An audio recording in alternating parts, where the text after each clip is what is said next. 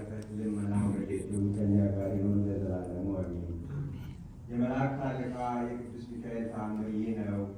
አብ ምክሩን የሚገልጽበት የእሳት ነበልባል ከአፉ የሚወጣ ዜማው የሚጣፍጥ ድንቅ ምስጋና የሚፈልቅበት መልአክ ነው።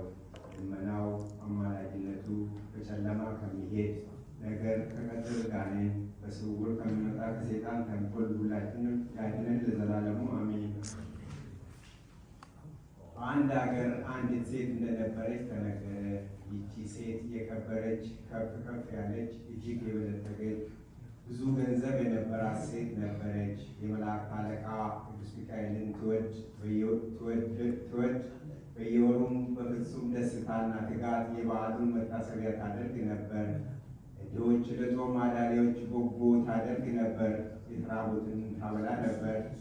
የተጠሙትን ታጠጣ ነበር።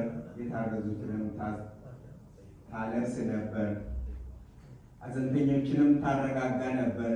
የሚተክዙትንም ደስ ታሰኛቸው ነበር። ስለከበረ ስለ ቅዱስ ሚካኤል ስም ብላ በሃይማኖትም ይህንን ስታደርግ ብስገላ ወደቀባት።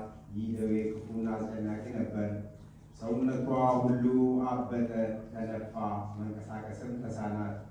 አካሏ ሁሉ በእሳት እንደተቃጠለ ሆነ። ወደ ባለ መድኃኒቶችም ላከች። ወዲያውኑ ወደ እሷ መጡ። በሽታዋን ሁሉ ነገረቻቸው። ብዙ ገንዘብ ሰጠቻቸውና አድኑኝ አለቻቸው። ሕክምና ሰጥቷት ሊፈውሷት የቻለ የለም። አደከማት፣ ይልቁንም ባሰባት እንጂ። ለሐኪሞች እየሰጠች ገንዘቧን ሁሉ ጨረሰች። ከሐኪሞችም በምን ጤንነት ባላገኘች ጊዜ ወደ ሕያው እግዚአብሔር ለመነች። ዓይኖቿን አንስታ ወደ ላይ ወደ ሰማይ አቅንታ ድምጿን አሰምታ ጮኸችና እንዲህ አለች።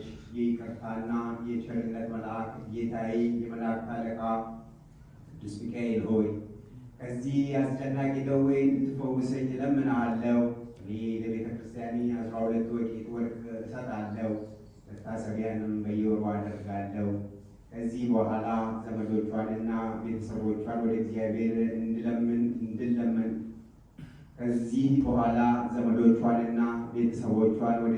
እንድለመንበት እንድማጸንበት የመላእክት አለቃ የቅዱስ ሚካኤልን ስዕል ፈልጋችሁ አምጡልኝ አለቻቸው። ወዲያውኑ በገበታ የተሳለ የቅዱስ ሚካኤልን ስዕል አመጡላት። ያን ጊዜ የቅዱስ ሚካኤል አማላጅነት በቁርጥ ልቦና አምና ተነሳች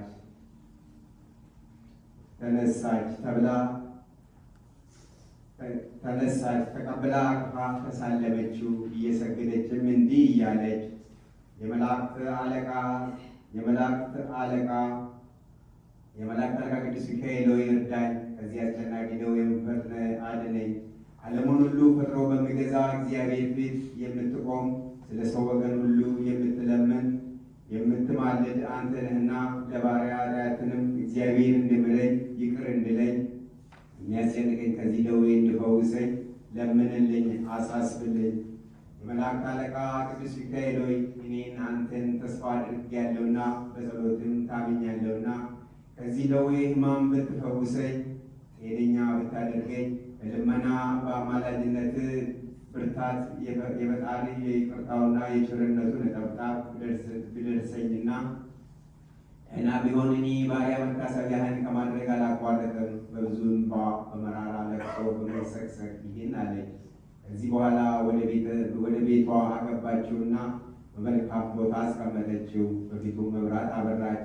እዚያ ሌሊት በጽኑ ደዌ በክፉ ሕማም ስትሰቃይ ሳለች እነሆ የይቅርታና የምሕረት አምላክ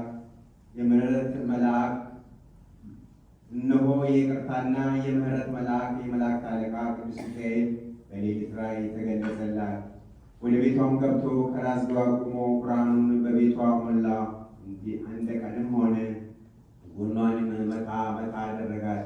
ያን ጊዜ ከእንቅልፏ ነቃች። ተነስታም አየችውና ደነገጠችም፣ እንደ ሞተችም ሆነች።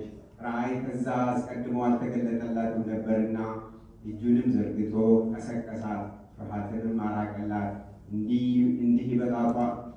በጠዋት ተነስተሽ ቀንዲል ከሚበራው መብራት ውስጥ ዘይት ወስደሽ መላ ሰውነትሽ ቀቢውና በጥሩ ውሃ ታጠቢ።